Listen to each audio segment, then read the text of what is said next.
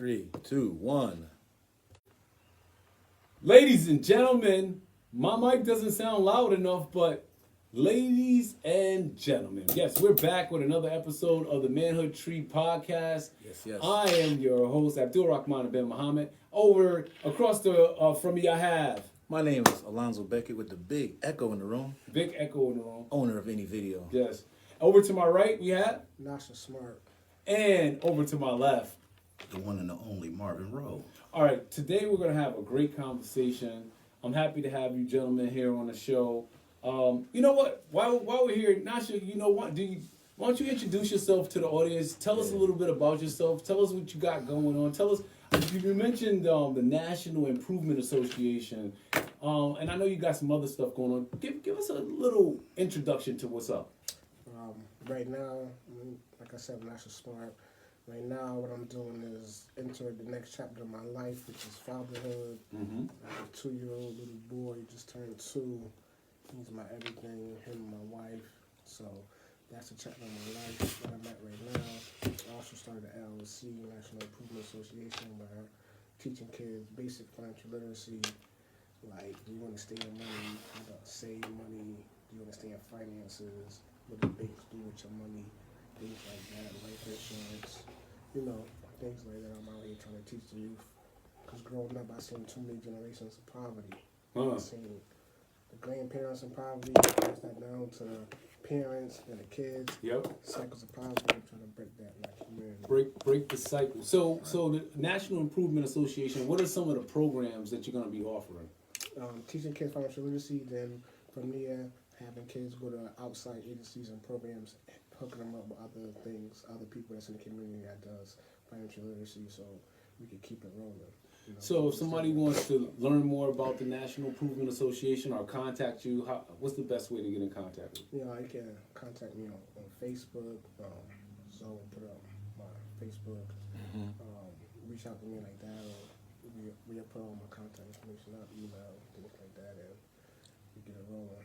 All right. Come on, teach the youth. So I feel like that's a very important thing, and I think you touched on an important fact, right? Seeing generations of poverty. So why do you feel like it's so important that we have to break that cycle of poverty in our community?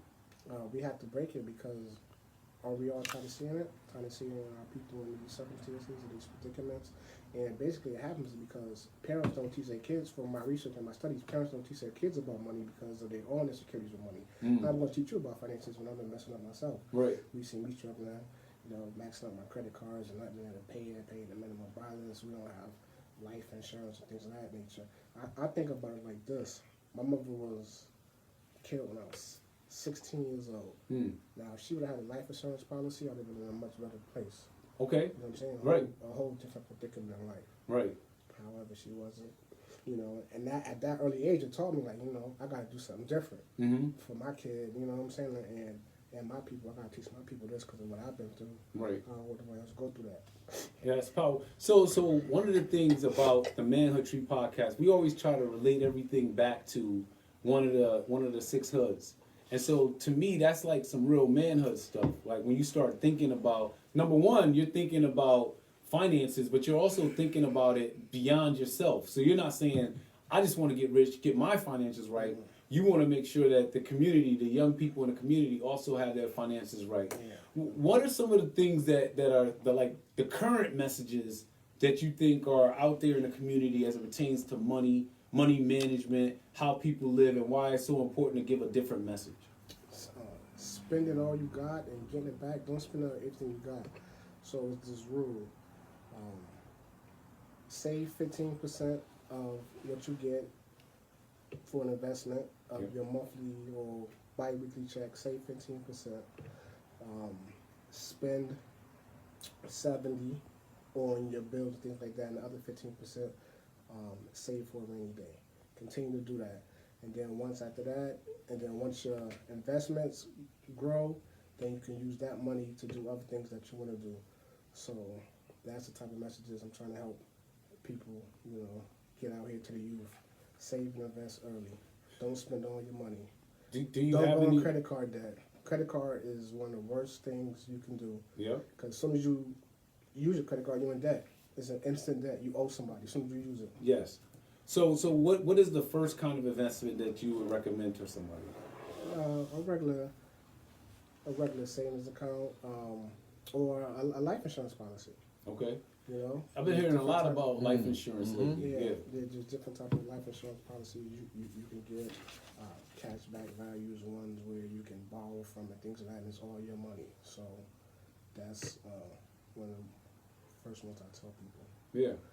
Parents, I remember I sent this text message out to my family. I was like, we all need to get life insurance on the oldest living member of our family, and we as the young people need to pay for it. And what was the response? Crickets. Cricket. I even said I'll pay for the first year of life insurance for our oldest family member. You know, and then the next year somebody else take that responsibility. You know, I was having, then I realized I was having a conversation with them. Right. And the funny thing, though, it's not even that much money. So when you're saying we're gonna all put up, the policy might be $50 a month. It's not like it's thousands and thousands of dollars. Yeah, but these people don't have the financial literacy to have an extra $50 a month and things like that. So that's when I made me also think like, damn, my family don't got extra $50 a month to put towards. Because you know when that person die, everybody's gonna be scrambling. Yeah. You're gonna It's have gonna to be an issue. raise the money together to be able to do the free funeral. GoFundMe. No, that's so. Right. Anyways, yeah. So, you know, just trying to figure it out, man. Just, you know, one step at a time. Anybody want to get in on this? I feel like financial literacy. I was just at breakfast. We were just talking about this.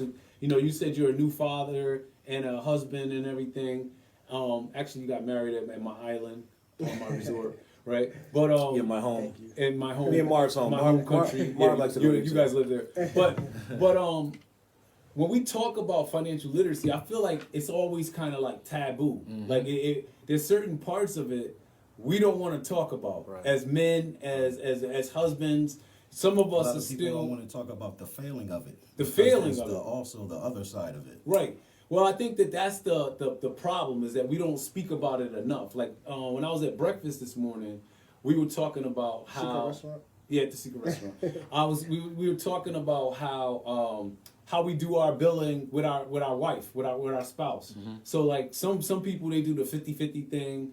Some people like me and my wife, like when we first got married, we were doing the 50-50 thing. And what I found is that each one of us had to communicate with each other anytime we wanted to do something over the bills. And I didn't like that. I didn't like to have to be like, let me call my wife and ask her if I could go buy these sneakers, right? I don't want to do that. So I said to her, I'm going to pay all of the bills. This is how we did it. I'm going to pay all the bills, and then she pays everything for the kids, the food, all these types of things, right? And so now I've been married 20 years. It's worked out for me for 20 years, right? And so it's like somebody that's been married for 4 years, 5 years, right? 8. Oh, Seemed like it was just the other day. It does. My bad. My bad. does. Been with her for 15 years. 8 years. No, but It's funny how they remember way more than you. 8. I can't even use them as an example. like 8 8 is is- pretty long. that is- But it's like sometimes because we don't never talk about it though, then it's like I'm just doing whatever I do. You don't even put out the idea. That's funny you say that. Yeah. Like, all right, so me and my wife I had to figure it out too. When no one ever said, like, are you married? Have anyone like an elder man or whatever said, hey, try to how do you and your wife pay bills? 50-50 or do you do that? Right. Has anyone ever showed you or told you that? No. Right. No. So it's like things you have, like I had to go through that by myself. Right. And the 50-50 didn't work for me either. Right. Which you hear all the time. 50-50, 50-50. Right. So not the way I do it. I pay for everything. Yeah. Yo, you want to buy some groceries? You want to pay a bill? Fine, that's cool with me. Like Do we have the same account? we have an account together. We don't have no accounts together. Yeah. Her name is on all my accounts, but we have no accounts together. Right. I pay like the mortgage and the big bills, and she pays, utilities. And stuff. Yeah. But it works for what works for me might not work for you and stuff like that. I But- think but- it's but it's- important for the man to pay the majority of it. Well, I think some people think that is a manhood type of thing to do, right? Right. So you say, you know what? I'm gonna take the More bigger of the bills. responsibility. Yep, more responsibility. Yes. Yep. And but the thing is that what I recognize is that it on paper it looks like I take the bigger bills, But kids, I have two Oh, kids yeah, now. that's a Kids, heavy bill. those are bills where you can't calculate that number. They every month there's like 10 things that You they got to still get gonna through. have to go in your pocket. Yeah. And then once you get a kid in college, and I just want to say as a sidebar, anybody that has a kid, a young kid right now, they should start putting money aside for college right now, because you don't want to have to deal with that later on. We don't have to be like, dang, I hope I get a scholarship or whatever because I never saved any money. One of the best things I did, I put $250 to the side every month in an account, especially a college account for my kids. And now my daughter, she got scholarships, but we're able to pay for the rest of her college without having to worry about it now. That's what you're speaking on, the literacy. Yeah. Right, I'm not, right. but I'm doing that, but I'm not. This is a side. I'm not pushing college on myself. Well, I wasn't pushing it either. Yeah, You can use the money like for that. whatever. Yeah. The account, you can use it for, once they get to a certain age, you can use it for a variety of different things. But in my family, right, we're all college educated. And if she wanted to go to college, and my son, it's all good. You know, that's and I don't like the idea. Same thing with life insurance. I don't like the idea of us waiting until you get into the moment where you need it. Now you got to bury somebody. Right. Now you're like, we got to come up with $10,000. Right. And then it's like you said, who wants to do a GoFundMe Right. for I a think funeral? as a man also, like, you need to, not even as a man, a woman, everybody. Yep. Everybody needs to invest in themselves every single month. What do you mean Because by that?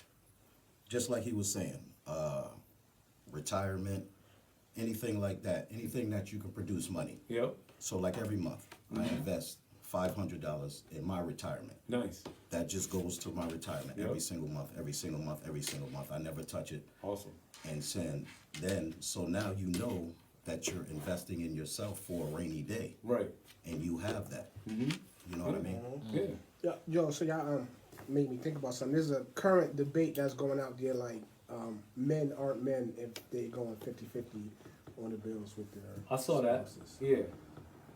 So Really. They aren't. They aren't. yeah, you're not. You're I don't- Not, so there's one category. I that's don't not think if it's you're a. I don't really think it's a number, but I just think as men, we do more. We should do more. You should want to do more, because if you're the head of the household, you're the man of the house. You got to make sure that everything is in line. Yep. Right. It's not just We about you. all kind of were born in the same type of time span. The kids now, they don't think that way. Right. It's a lot of Like the selfishness that Well, goes around the right now. debate was between a man who had it Yeah. and a man who didn't have it. Right. So the man who had it, his stance was, "Yo, I pay for everything." Right. And you, man, who doesn't have it, should want to be able to pay for everything. Right. And Right, you're not a man right. if you don't. And you're not a Right. man. And so the man who doesn't have it is like, "Well, me and my spouse, we're trying to make it." Right. And like, so the other guy, one guy, he had on a sweet outfit. The other guy, it was like Adidas outfit. The other guy had on some shorts, right? And so I think that an aspiration for most men would be to say, "Yo, I have enough money where I'm gonna be able to pay everything." This is my aspiration. Right. And But sometimes it doesn't work out like that. sometimes it doesn't work out like that. So if I'm a man that could pay everything, I'm not gonna look down on the man that him and his wife are going 50-50 because they're trying to survive.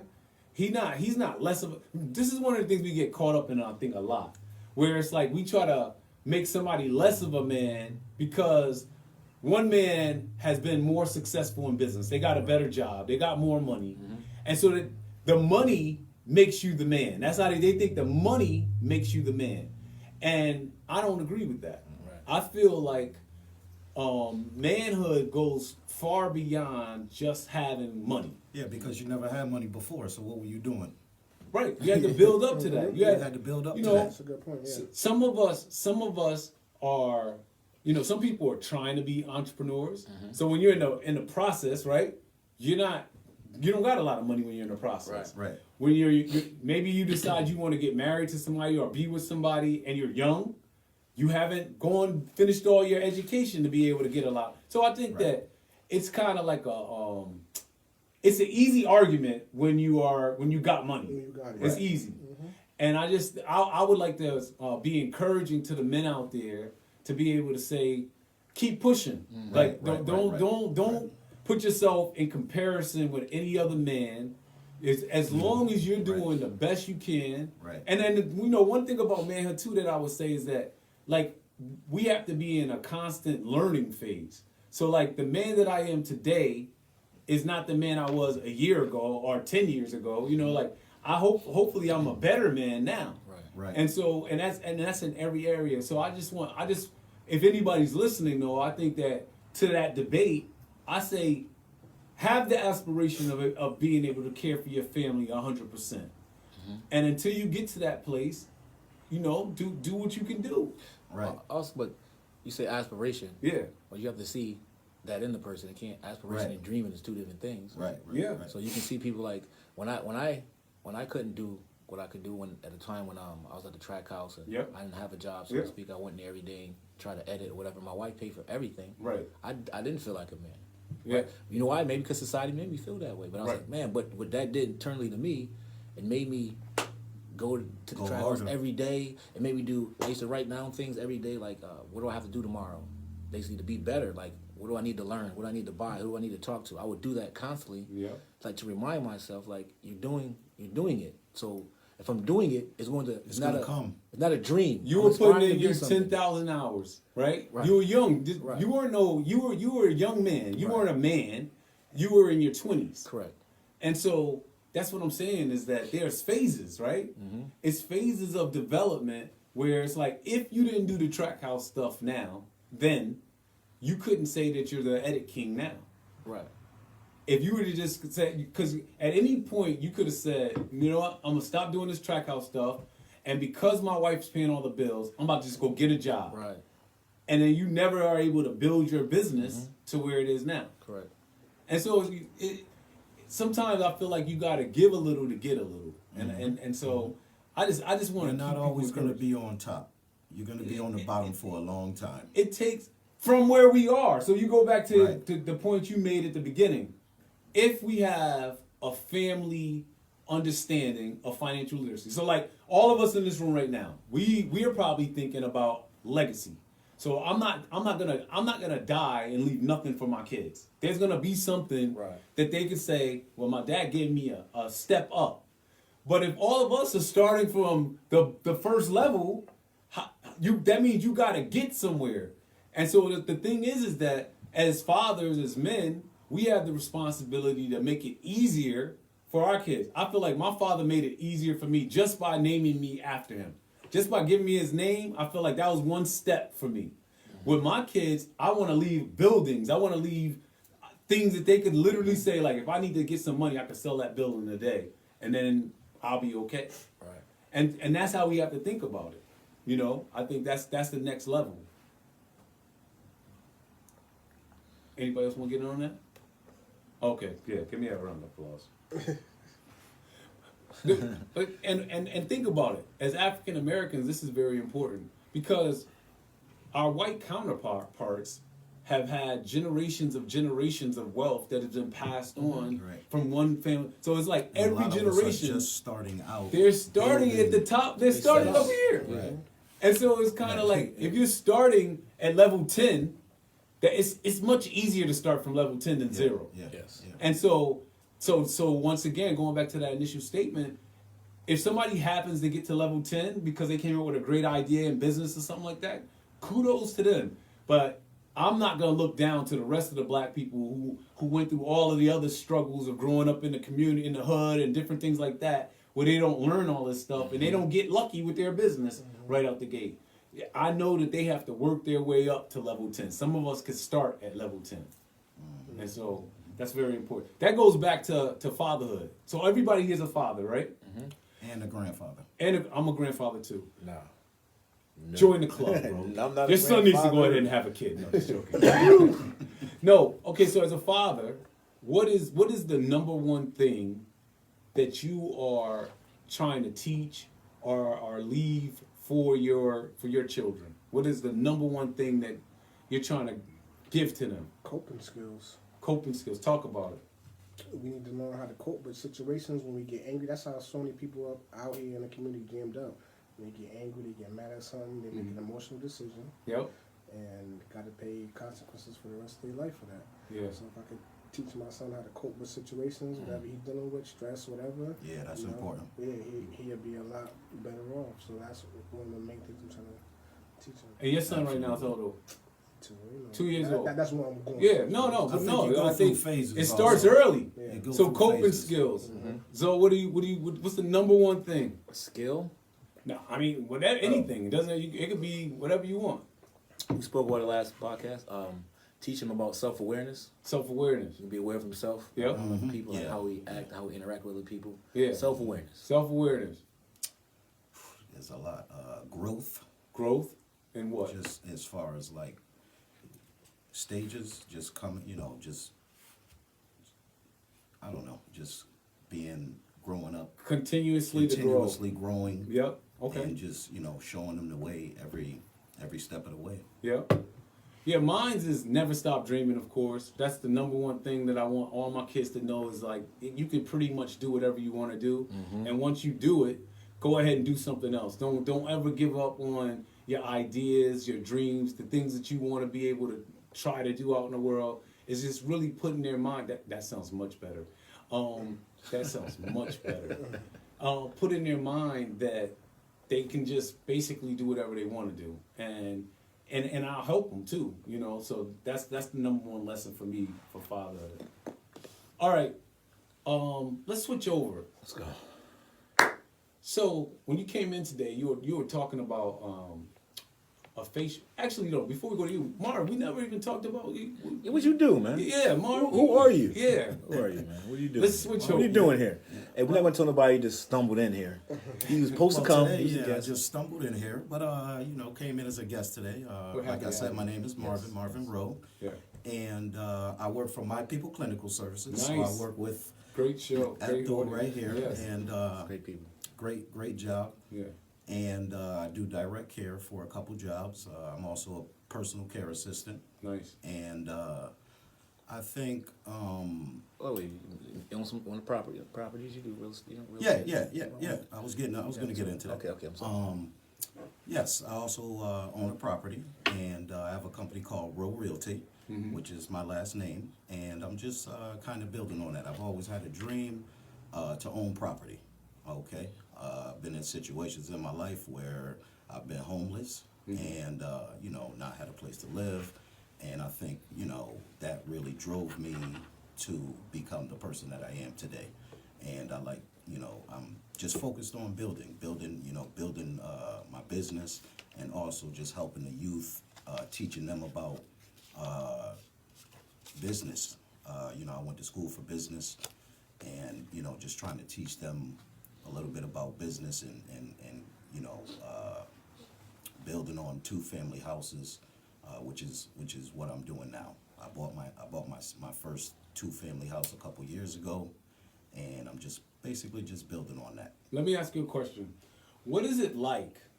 What was it like to go from knowing that you were homeless at some point in your life to walking in a place that you now own? Like the day you open up, like did you ever have Yeah. that like realization moment where like Yeah. look at where I've come from? Yeah. What was that actually, like? Actually, one day I was at work, and I was at the park, and I was walking, and it was a couple days before I got my house, and I was just walking in the park, and just like I don't know, just something came over me, Yeah. and it just was, it was just a great feeling. It was something that I never felt before, because I knew that my life was going to change. Wow. Not financially, absolutely, but it was just going to make me a better person. I was going to be able to actually help people. My dream is also to help people, to help as many people as I can, help build a legacy for my kids and my granddaughter, to leave something for them, like you said, leave buildings. We're trying to build a platform for them and leave something that they can, they can go and say, hey, look, I'm broke, or I'm in a bad situation, but I have this property that I can sell and I can get back on my feet. And so I think that's really important. Yeah. Does anybody else else have ever had that feeling, like the feeling of an accomplishment, where like you've been grinding, you've been trying to make something happen, and all of a sudden you have the realization that you are in the place that you were like dreaming of being in? Tell me about that. We ain't gonna speak on no numbers, but you know, because you in the business, you do first quarter, second quarter, third quarter. So like fourth quarter, I kind of know how much money I've made. Right. And it just amazed me. I had no idea. Like, I never sat and thought This about year it. you talking about, or another year? Like this year. Okay. Like this year in particular, I just never thought that. And You hit that number? right, and then Congratulations. it just feels like wow. So now I think differently. Right. I think differently. Like as far as like, I can just go do that. Because normally, we come from when we were young, we have no money. We always like paycheck to paycheck, so you like hoard money. Right. So it felt weird. Like me and my wife can go somewhere, like, get whatever you want. I don't care. Yeah. Like I'm not worried. I used to be worried about things. So to come from to have a financial like lift off of me, like I don't worry about that anymore. Right. I don't have to worry about something being paid or anything like that. So I didn't know that it Existed. I didn't know it happened Yeah. until someone sent me like my taxi sent me some stuff and like, you look at the quote. I'm like, no, I don't look at none of that. So I was looking, I was like, what? This is crazy. Like, oh man, this is. So now I'm just more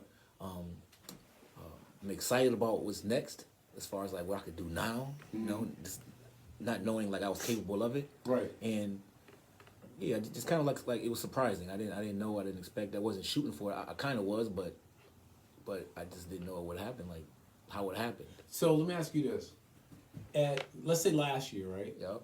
Was there ever a time, and either one of you could answer this and get in if you want to, Nosha? Was there ever a time where you were able to say, like, where you said, like, this is like I would like to be at this point, and it was like your goal, like maybe you wrote it down, like my goal is to make $100,000, whatever it is. Me. Yeah. 3 years ago, I said I wanted to buy my first house. Yep. First 2-family, 3-family. Got it.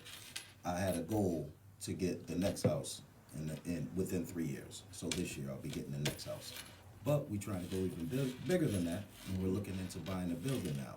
So you go from one step to the next. But I never ever would have thought that I would be in this position now where I could say that I could actually go buy a building. Did you just have a So- thought or you wrote it down? No, it was just a thought, Nash. It was just something that I knew was coming. Yeah. I So just knew it was coming. So it's always more powerful, right? To have a thought is powerful. Yes. Just the thought. But when you write it down, it actually becomes more powerful. Right. Like it actually, and then if you talk about it, it actually gets more powerful. And so it's like certain things I that we think can me do. talking about it, Yep. and just, like I'm gonna talk to my best friend. I'm Yep. gonna talk to all my people that I know are in my circle that believe in me, Yeah. and that is what fuels me. And you're Once talking I about put it like out there- like it happens, right? Like you're always exactly, talking. Yeah. and they know once I put it out there, it's gonna happen. Okay. So that's what you have to do. That's the energy that you need to keep. Yeah. Right. I want to be held accountable. Yeah. Exactly. I Well, want to be held accountable. Play sport. I put it back to sports.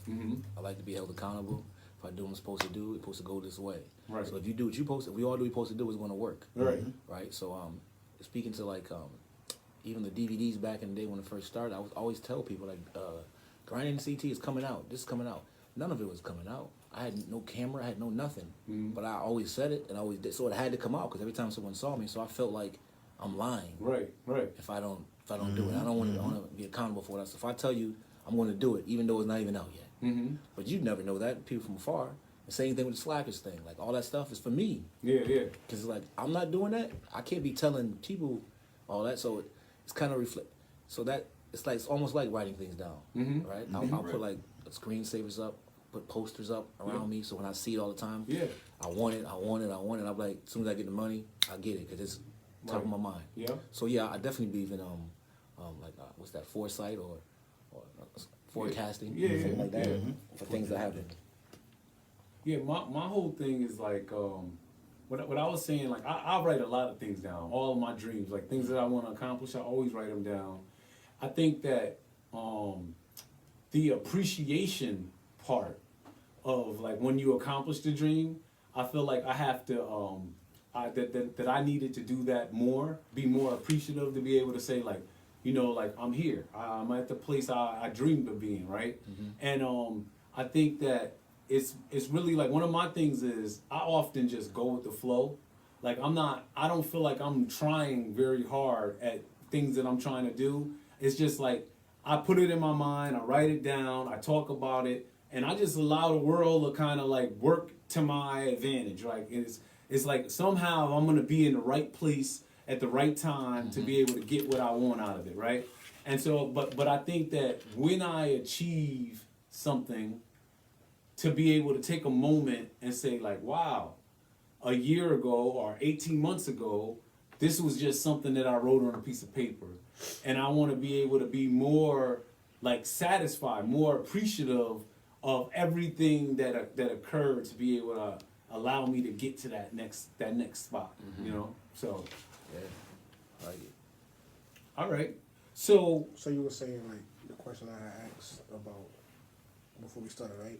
I had two questions. One was like, since you run one of the biggest black businesses in this area, Connecticut, what do you do? Am I one of the biggest black businesses? Speaking into existence. Yeah. I believe so. Oh, Yeah, you know. Longest, at least. Yeah.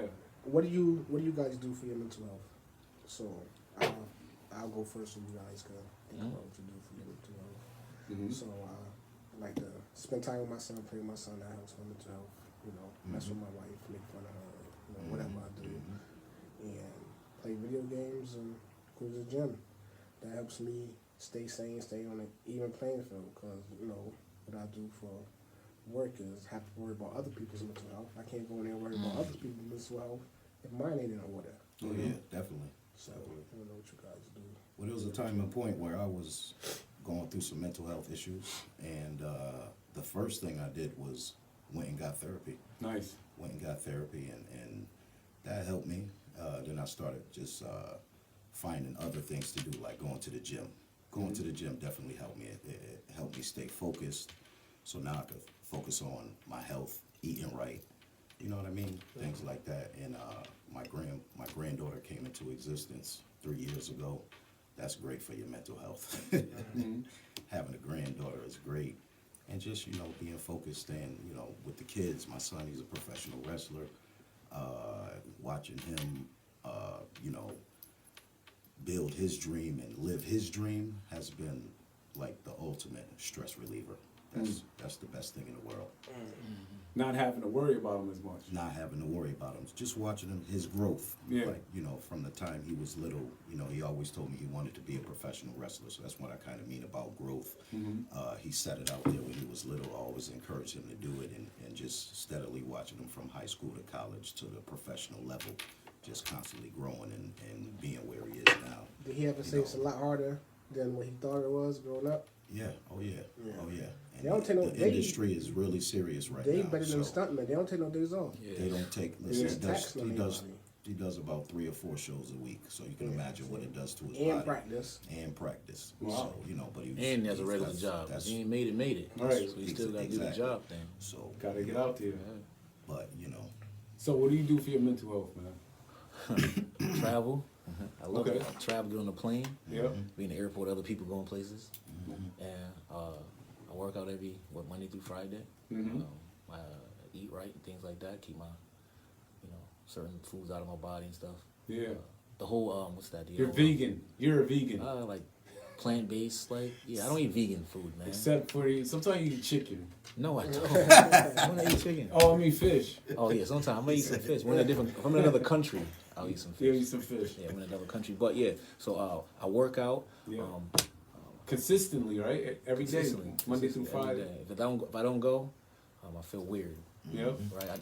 I saw somewhere I was reading, you know, what like a regular person does and what an entrepreneur does in the morning. Yes. A regular person gets up in the morning, Goes to work. goes to work, Yeah. drinks the coffee, do all that stuff, is the office, all these things. Worry about a bunch of other people. Right. So entrepreneur usually gets up, goes to the gym, worries about his health, Yeah. gets his mind right, maybe does some meditation or something. Right. Then he goes to the office Yeah. and worries about himself and his family. Right. So I just do that all day. Yeah. And that'll drive me into the money, the relationship, the people. Because if I'm in there, I always tell someone, if you do something, you know, but if you do something for yourself for 8 hours, Right. just take a week. So you wake up 9 to 5, do something for yourself, like your business, 9 to 5 for 5 straight days. If anything out of that week, you have some clarity. You'll know exactly if you could do this, you can make some money or not. But most people have never done that. Right. They dibble and dabble in whatever they want to do. So I just that's part of my I guess my help keep my mental health, my sanity is me being doing what I love to do, and it's isolation too. Yeah. Because I'm really editing, being by myself. But yeah, that keeps me sane. So one of the things that I think is important about mental health is that you stay ahead of it, right? So like, in general, I'm a pretty positive person. Like I'm positive. And so if my mental health starts waning, like I start feeling down or something like that, my goal is not to allow it to get more power over the positive side of me.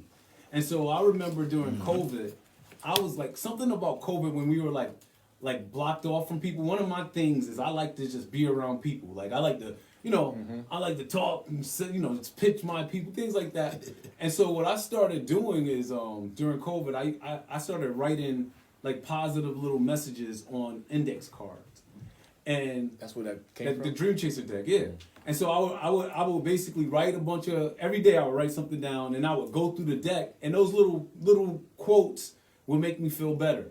And so what I was saying is that we have to not allow ourselves to get so bogged down with whatever's going on in the world, whatever's happening, that we need to go start taking drugs for our mental health or something like that. You have to kind of like always try to keep yourself in a certain space of happiness, of joy, and so like that's what I try to do. Like in my life, I try to go places. Like if I walked in this room and I knew that all three of you guys were haters, I would walk right back out this room. I would be like, I'm not dealing with these dudes today. Because it's like I don't have time for that. I don't want to be around people that are haters. Right. I want to be around people that are positive. Right. And so it's like these are choices I'm making, you know what I'm saying? Yeah. And so sometimes, like I got kidney failure. So sometimes when I'm in dialysis, if I allow myself, I can start being like, damn man, I'm in dialysis, man. Like, but then I'll be like, I always tell myself, I'm gonna get a kidney next year. Like I know I'm getting a kidney next year. So I think about that more than I think about the fact that I'm in dialysis right now. Yeah, the present. Yeah. And so I feel like what I'm trying to do at all times, and so I read positive material. Like I said, I do my cards.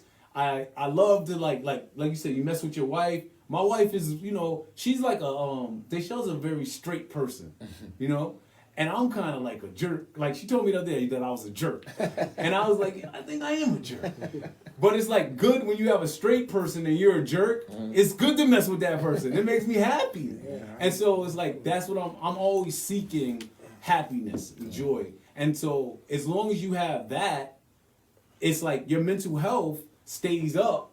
And then you don't allow it to go down. It's called filling your emotional bucket. I keep my bucket up. Where do you, all right, so in the community, we all grew up in the community, right?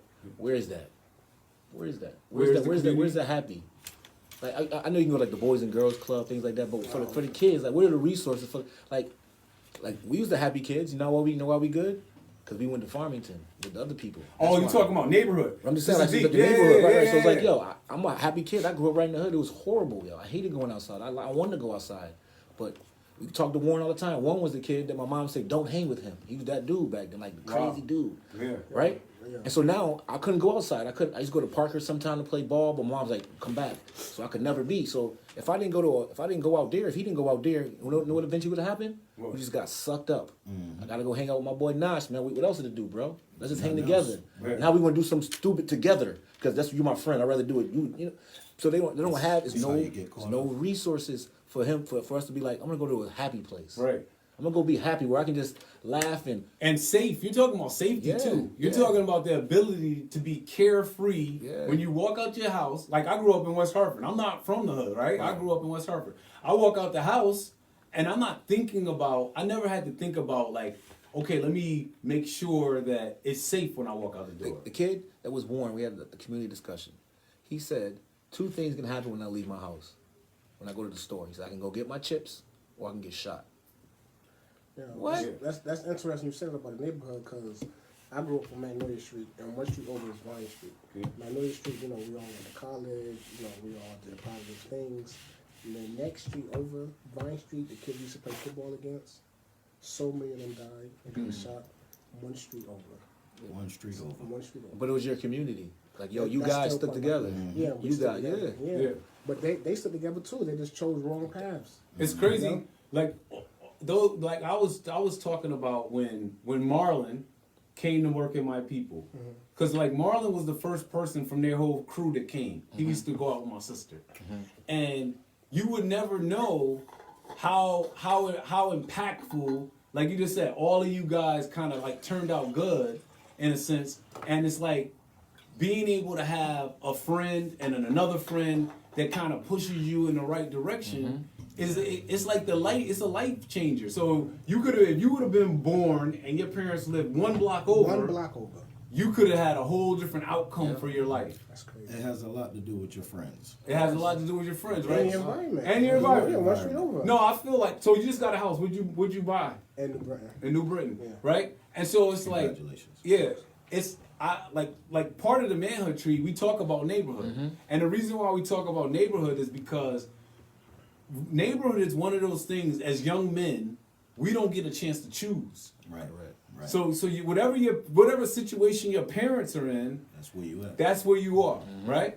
And because of that, you have to adapt to your environment. The environment ain't changing. You're not gonna make the environment be different. Right. You have to adapt. And so when kids that live in certain communities in Hartford, they believe it's not that they believe, they know that they have to act a certain way. Yeah. They have to dress a certain way. Got the ice It's grill important face. to have an outlet too. Right. I think that, like me and Zoe, we grew up in Hartford, but we went to school in Farmington, so we kind of had an outlet Right. to get away from Be Hartford ourselves. for a little bit. Your you know true what I mean? self. I could be goofy. I could be all of that there. You know, yeah, 'cause Not out here. Like out here, You gonna cut on me right now? We they would say that we talk white. Right. Yeah. You know what I mean? Yeah. And I would get into fights. I was gonna say you just sound off like of that. you talk like Barry White. You got a pretty deep voice. I've been sitting over here like Voiceover, damn. little voiceover. Like Marvin's over here. Like, yo, I'm just talking this deep voice. I was getting jealous. Like Marv came in with the fresh Jordans, and then he got the super deep voice, and I'm like, I'm like a very jealous type of dude sometimes. I'm like Marv, you talking too much, B. Got the deep chocolate voice. But no, like it's important to have good friends around you. That's what That's I was true. saying. Another thing, because like my friends pushed me to go to college. Right. Okay, they pushed certain things in me that I didn't even know I had. So Yeah, but our parents was like, don't hang out with that kid. Yeah. Like your mother said, don't hang out with Warren. Warren was Yep, cool, right? yep, yep. No, it was not cool back He was then. Not cool? back then, No, though. not back then. Oh, he No, wasn't? not back Yeah, then. so you didn't want to hang out with him then? No, I was scared of Warren. Yeah, Oh. Warren was We should get Warren on the He show. was older than me. Oh, about he's Yeah, he's like maybe 2 5 years. years, five, maybe He like 4. He's 50. Is he? Yeah. 3 years. 3 years. Oh, He was older, Aren't but he you was older. 48? No, not 48 yet. No, no, no. But yeah, so he was older, but he was doing a lot of like lived on Earl Street, man. They used to shoot. It was no, crazy. his house was the trap house. He Yo, and I lived right next to him. Oh, he lived right there. Yeah, Right next. he lived right- across the street. Yes, yo, Yeah, right there. right there. But I ended up after 1 year, I ended up going drive concern, right? Yeah. Because I used to go to Wish all the time, get fights. Just to go to past the truck. The truck was in the Ville. The Ville was crazy. It was Yeah, it was I was a nightmare scared. down there. I was scared.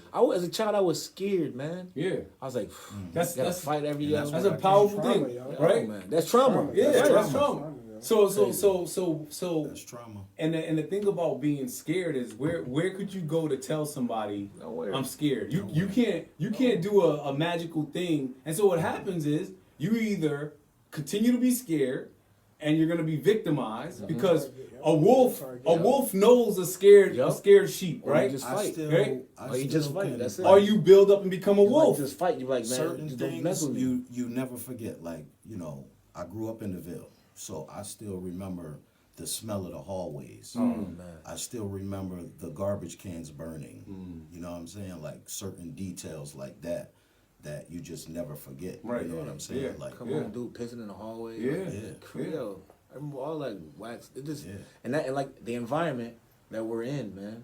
Like no matter if you turn a kid that's cool into like it's survival. Like he done something because he's just trying to survive. It ain't nothing malicious about the kid. He wants to do well, but and all the people around him are like, or some kids are like have mental health issues, so he's crazy because he's really crazy, right? And you think, man, John crazy, because John really is. John needs meds, but you don't know that because you all grew up together, right? And then I always thought it was weird that we be in the projects, right?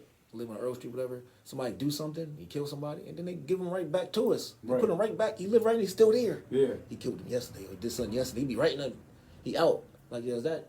So the killers, like a lot of us used to grow up and live amongst killers. Wow. Just chilling around. Yeah. And we're just predators too. Right, all of it. Predators. Yeah, predators. So, and that's the neighborhood that we all grew up, and we're supposed to. Yeah. How do you make it out of that and be a good person, Self-sufficient, man. So, a sane man? Last time, about someone said this. I didn't even realize it. I think it was Jess. Someone said last time we were talking. Do you realize when we took the bus to go to school in the morning, right? Mm-hmm. What do? We get up. 3 buses. 3 buses, 20-degree weather, right? Mm-hmm. Even if you get a bus right now, you got to go downtown. It's not even that far, but they're going to take you through the elements. Right. So he said it, but I never realized it. I'm taking my son to school. Mm-hmm. He lives around, throw the rock at me in Chester High, but I take him anyway. I see the bus pull up and pick up the white kids, and they run right outside the house and get in the bus. I'm that's what he was talking. Like, they don't have that. The bus for them will come right to their house and they walk out the door and get in. Mm-hmm. So they're outside maybe 10 seconds. Right. Mm-hmm. And they tell you, the same kid, the same age, you get on 3 buses to go to school, and you by better 7:30. and you better not be late. And I trauma. walked trauma. out of my house and walked around the corner because the school was close enough where I was able to walk around the corner to go to school. See, that's what I mean. That's built-in trauma that you never think it's trauma. Right. You're making it difficult for me to go get some education instead of making it easy Right. for me. But we don't know that you made it for everyone else other than us. It's very easy for them to go to school. Yeah, no, it is. Yeah, it's funny you said that. I never thought about that. And even the consequences that we will face after having, games and school where we would miss the bus. We would sleep. We slept like that, in high school. Mm-hmm. We've had a game at night, basketball game, and no one could pick us up from home. We slept in the school. Right, in the school. Wow. In the auditorium, we slept, woke up, went right to school. Went to class. Like nothing happened. Same clothes as you had on the day before. Same basketball uniform you sweating. Or we'll hitchhike. We've hitchhiked. Hitchhike? Yeah, We've hitchhike. hitchhiked. From Farmers? Yeah, from Farmington. From Farmington, like to the mall. Yeah. Because we get to the mall, we can get a bus. Because back then they didn't have from our high school. You couldn't get to the mall. Got me tearing up over here. So we would do that, yo. But the thing is that so one part of it. It builds trauma. There's some trauma in there, but it also builds character. It makes it where you can say resilience, but it's like you become adults. Like, so at what age they become responsible early. Do you have to be an adult? Did you feel like you were an adult? He was one immediately. We were probably like in 9th grade. He had to be an adult. You know what's crazy is that we go through these things and we don't think about them. Right. I just thought life was hard. It doesn't hit you until now. Yeah. Now you're like, oh my God, I went Life's through not all that that, hard, and then it just hits you. But you were supposed to unpack this a long time ago. You were supposed to unpack this a long time ago, but you never did because you were steadily going through these phases where it was just continuous. But what happened in 9th grade? What was it in 9th grade that made it that you had to take on adult responsibilities? Oh boy, man, my mom we would lose house. We would lose our house a lot. Mm-hmm. So, that would lead me to, find places to live. Right. Yeah. Things like that. You have to do something that, as a 9th grader, that's not your responsibility, right? And so I think I lived with my first girlfriend at 16. Wow. And she was older than me, and I was staying with her for like 2 months. Mm-hmm. And I'll never forget, I was walking through the park one day and I saw her cheating on me. Wow. At 16. Yeah. So at 16, I learned my first lesson about trust. Mm-hmm. So I never trusted a woman after that for a very long time. Wow. So that was traumatic for me. Yeah. Just life. And so like that's another thing is like we don't talk about it. And in the man world, they would have just said to you, well, you see how they are. Yep. And then it's kind of like it gives you the excuse. That's not how they are. That's not how they are, right? Right. It gives you the excuse to go cheat on women and do all these things, right? because you were hurt. And so and that's the thing. A lot of times as men, we don't want to deal with hurt. Right. We don't want to. So instead of dealing with the hurt Right. and saying, "Yo, man, like I really cared about her. I was actually dependent on her. Right. I needed somewhere to stay, and she broke my trust. She took away my need of my ability to have somewhere safe to stay. Right. And now I have to feel like you said, be able to unpack this so that I could be able to my next relationship. I could be able to give that person a clean slate. Right. I bet you another woman could hurt you like that, right? Say that again. Another woman could ever hurt you like that when you were 16? No. Could never. Yeah. No. Yeah, same thing with me. No. I got my heart broke at 19. Yeah. Nobody could ever. No, that was it. That was it. Nobody could ever break my heart like that again. Yeah. Yeah. And I'm married now, and I don't think I will ever feel the hurt I did. Right. That I did when I was But I 19. had a lot of trauma from my mom also, so it was hard for me to trust women, period. You know what I mean? But, you know, you go through all that, and then you get to that point where you know that you gotta get over that. You have to get over that hump. You have to, you know, go through that trauma. Yeah. Just tell the young kids. I'll tell like any young African Americans or whatever. Yo, life shouldn't be this hard. Right. Like I thought it should. Like I always tell you, I thought it was the reason why I'm going through all this. Life's hard. Everyone says Yeah. life's hard. Life's Yeah, hard. yeah. I never knew on the other side it's easy for them, man. Right. Like easy, like super It's easy. easy, yeah. So it's so hard for me. I'm a kid. Right. Like you put me through I went through all this stuff systematically, or how people treated me, because how I whatever. Because I'm a kid. Right. So it's like now it's going on even more so because some of the kids don't have as much knowledge or information. They have maybe information More overload, information, yeah, right? yeah, yeah. So now they think they know everything. Yeah. So, but they're still in the same predicament where they're going to treat you a certain way, and your life's going to be harder than it should be. And you don't even know that because you're not in the right circle. So people be like, "Look, man, you can go talk to somebody and take care of that." You know what I'm Right, saying? You can go right. over here, and you don't have to. There's answers to a lot of those things that we never get the resources Right. or the information Right. to utilize. Right. One of the things that I think is and we don't do this, but I think one of the things that would be important is for like older men like ourselves to have conversations with younger men about some of the things that we've experienced so that they don't have to go through the same things. So we talk about you're in this relationship, and after this relationship you put up this wall so to say I'm never gonna get hurt like that again, right? Still up. But it's still up. You're married, and so when you have that wall up, that means that now that one pain that you felt has transformed you to now like you become the person that delivers the pain, right? Yes. So now so it's like it because of the pain that you felt. Now you give I don't know how many women the same amount of pain. Hurt people. Right, hurt people. So lie, everything you're gonna do. And so it's like, but at the end of the day, all you wanted was to be loved. Yeah. And the reality is that not every relationship works out. That's fair. But it's to say like, how do we end a relationship in a way that it doesn't have to be where you feel scarred forever, where you feel like you can't you ain't gonna never get over that. You know what I'm saying? So it's I would love one of the things I would love to see is more conversations with older men and younger men to be able to share the experiences that we've had, because there's no need for the younger men to go back through the same things we already been through. Exactly. The only way that happens, only way I believe is that it has to be groups. It has to be like a program, because the program will have to bring them to you. Like the Job Corps program brought them kids there. Yes. Because otherwise, you'd be like, hey, let's say the Swift Factory, whatever. Hey, we're gonna have this meeting with. You put it They're out, not no one's gonna coming. come. Right. They got to be a part of a program, because the program gives the kids the safe. Yeah. You know what I'm saying? Even when they in that, because I be at some of the Boys and Girls Club with the kids and the legacy kids, like, not sort of legacy kids, but more so the other kids that, some kids in the group want to be like, other ones be like, because they don't want to be like that. Then after they leave, they're like, yo, man, could you show me? Yeah, man. Right. But they don't want to say it in the group still. Right. Even in that setting, like, they still don't feel safe. Yeah. So it's like, that's the thing. The program need to happen, and then get the kids to come in for however you get them in there.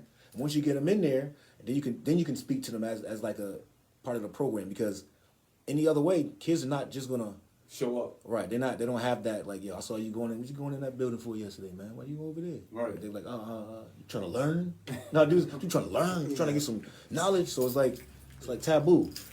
So back to your point about, you know, older men teaching younger men, my cousin had this men's group he has once a month, and there was some older gentlemen in there that didn't understand our generation.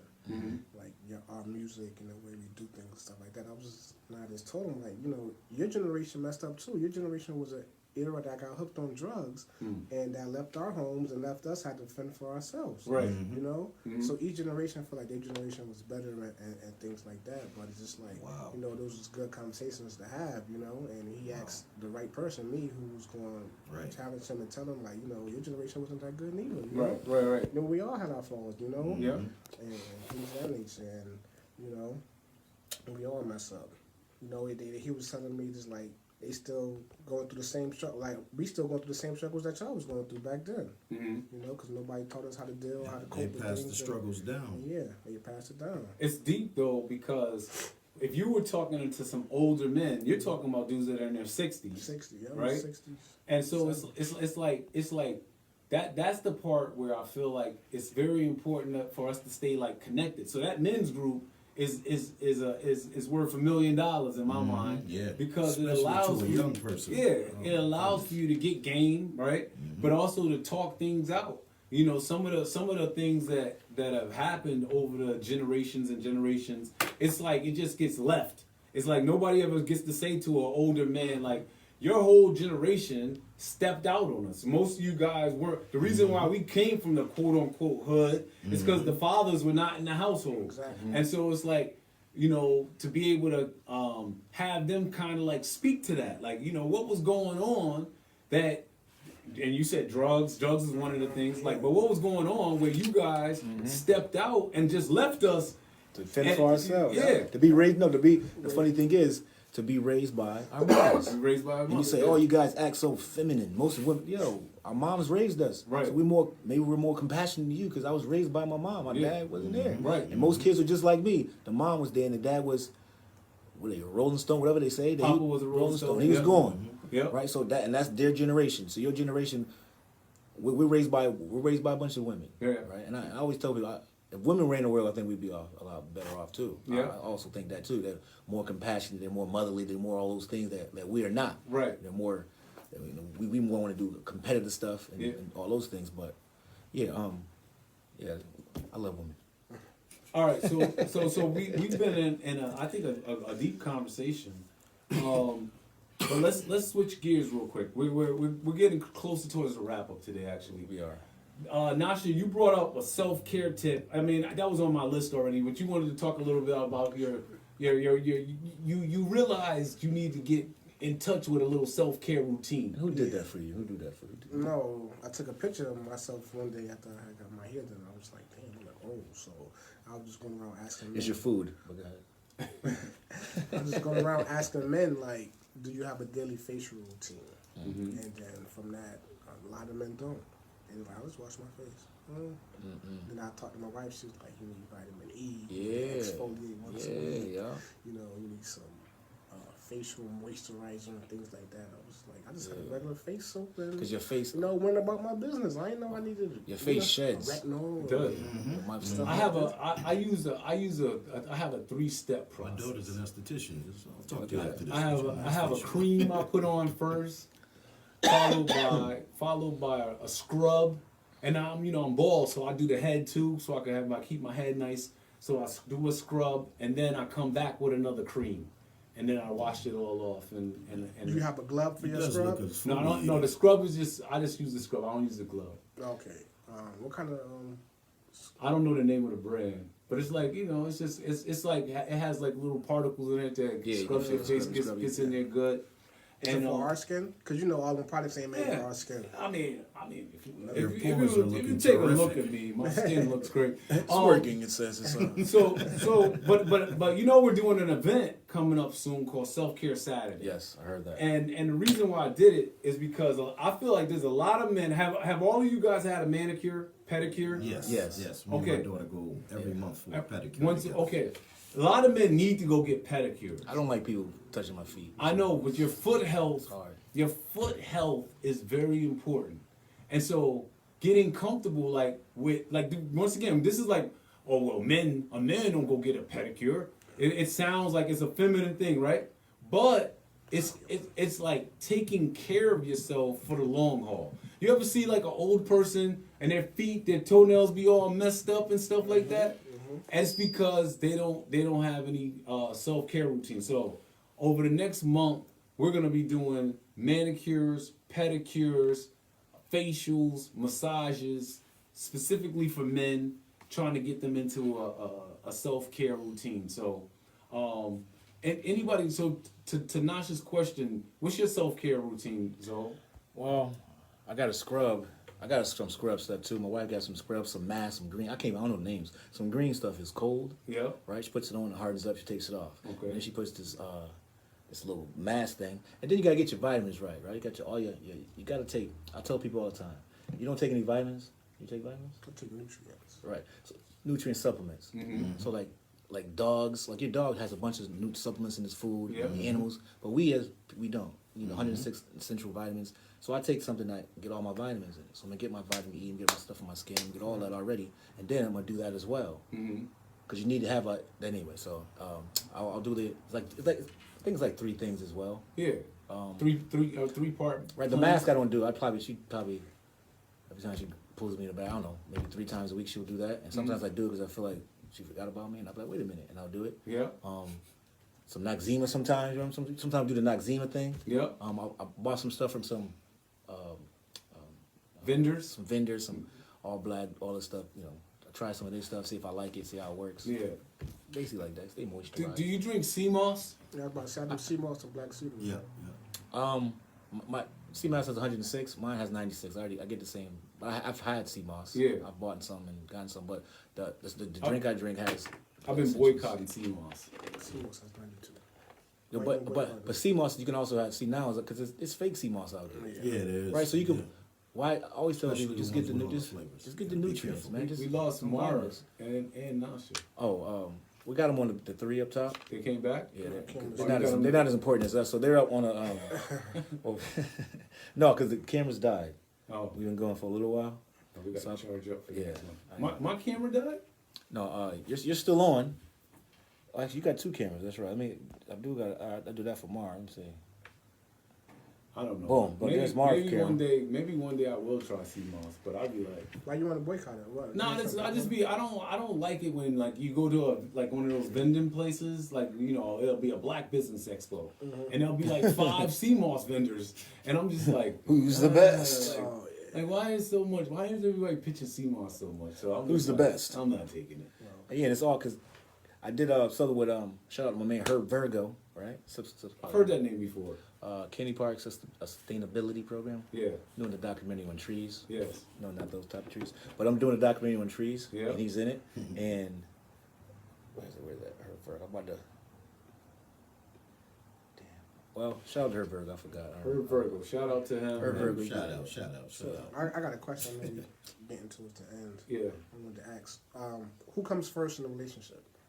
Oh, my wife. I wake up every morning. I tell her how I can make your day easier, and I'm good. In what relationship? Your household. Let me say your household. Yeah. You. Your household. So like between myself and my wife? Oh. And your kids. No, No, I'm first. Yeah, I do self. You have to be first. I'm first. I do self. How- I told my wife that. I You said, have How to be could first. anybody else be Oh, yeah. first? Right. Yeah, Exactly. self. yeah. Yeah. I said, how can I make you happy if I'm not happy with it? Exactly. How can I provide Exactly. for you guys? Yeah, I'm Definitely. first. What do they show in the Self-care. plane? My wife is second though. You put your mask on first, Yeah. Mm-hmm. Yeah. and then you help your kids. Right. And Exactly. the kids are like a far third. Yeah, I agree. Because they're going to get old, and they And going to put even their with the friends wife, first. Yeah. you should be And first then, also. and then what? Yeah. You got a mess up relationship because you put the kids first? Yeah, no, It's me and my wife. Yeah, I told her, it's me and her versus the kids. Yeah. Exactly. Yeah. Oh, what? Oh, woo. You No, I get got kids? fixed. I got neutered. Oh, I'm good. you I'm not running have out. no He more good kids? now. He good I'm now. done. I'm about to have another kid. I'd like to put that out here right now. If you see She their might show, chime in. if you see my wife out there in the community, I would like you to tell her that Congratulations. I'm working on kid number 4. Oh, yes. Yes. Congratulations. Shout out. You got a you name? like the- Congratulations. Put it in the air. Oh, What's the yeah, name? yeah, I'm Name gonna it in the name. air. This is the it- show? It would be something with an A. Hey. Adonis. We're gonna name this one Adonis. Adonis. We're gonna have another son. Yeah. Adonis Is Creed. it? Oh, Adonis. yeah, Adonis Muhammad. Adonis Muhammad. Adonis. I probably won't name him Adonis, but you know. something Every time I like see him, I'm like, how's Adonis? that. Yeah, just ask her that. Is he kicking you? All right. We're not going to talk about brotherhood today because I continue to get in trouble with my brothers. We're not going to say anything about my brothers this week. I love my brothers. They're great guys. Anybody want to give anybody their flowers? Give him his flowers. This is a segment. Is there anybody in your network that you see out there in the community that's getting it in, that's doing good stuff, that you would like to shout out right now on the Manhood Tree podcast? Everybody that's being a father taking care of their business. Man. All the fathers. Everybody. All the fathers. Everybody All the taking care of their fathers. Shout out to all the fathers, man. All the fathers. responsibilities. You need your flowers. All right. Absolutely. Anybody else? Anybody else? This is your chance. You on the show. This is it. This is it. You've seen the dude. This is it. He's doing good stuff. I'm scouring Facebook. He's scouring Facebook. Hey, here you go. Who? No days off November. Let's go. Oh, Dave. Shout out to Dave No Brown. days off. He lives all the way in Detroit. Dexter, is it? He's on Dexter. I'm learning Detroit geography from him. We should go out there. There's only one one day. place, and it's not even far. It's not like that far. We can we just jump on a hours. plane. We'll just go They out got a there. nice airport too. I've been in. That's You nice. went to- yeah. That's one of the best airports. Shout out to Dave Brown for his no days off. No days off. On November, working out every day. Oh, shout out to Rowe too. Rue Williams just came back. Shout out to Rue Williams. Yes. Yes. sir. Baby Rowe. Rue just did DR, Yeah. and then he just dropped. Now, which country in Africa is he? I think it was in Tanzania. In if I'm wrong. Tanzania. Yeah, he getting busy. And I'm watching the video, right? They Yeah. showing me doing. By the way, they have horrible editing out there, Rowe. But they was showing the videos in the background. It was Yeah. my videos from back in the day. I was like, yeah, that was fine. That's nice. It was real horrible editing because it was real quick. Couldn't really see my work. I- But it was a great interview. Bro. I appreciate the grind. To see, so some people, it's like they're still chasing their dream. You know, they're not giving up on their dream. Right. And so if you are listening, go check out Rue Williams. In the last 2 months, he's been international twice for paid gigs. Paid Paid gigs. gigs. He went on a media week tour out there. Like, Yes. in Africa. Like they took him to like radio stations. Like he did like a little, what they call them, media. Yeah, a a media week. blast. Whatever they do. But he did that. That's That's what's fire, up. man. So our Marv, do you have anybody else? I'm doubling down on Rue Williams. I'm good, thank you. Rue Williams, Dave Brown. Those are my two guys. There you go. All right, and all right. This is my last question before we get out of here. Before we do a little brotherly advice. In the last 7 days, I mean, it hasn't been 7 days since our last podcast, but we'll just use the last 7 days. Have you done any manhood-ish this week? Something that you would consider manhood-ish in the last 7 days. What is the manhood thing that you have done in the last 7 days? Nasha? Manhood thing. Break my leaves. Okay, yo, Hey, I'm gonna take that one. I gave my mom some money. Gave your mom my some, mama so some you money. rake some leaves. Oh, okay. Somebody got to rake the leaves. You don't rake the leaves. I don't rake you leaves. messed up. Gave your mom some money. That's major. Planning for the next big thing. What is the next big thing? I don't know. What you're planning for? No, you I got you. The next thing he's planning for is his big bro's birthday in January. He's going to help him decide. That's your day to go. make him There decide. you go. Big bro. Shout out to Mayhem. In the last Shout in the out, last big bro. 7 days, have I done some manhood stuff?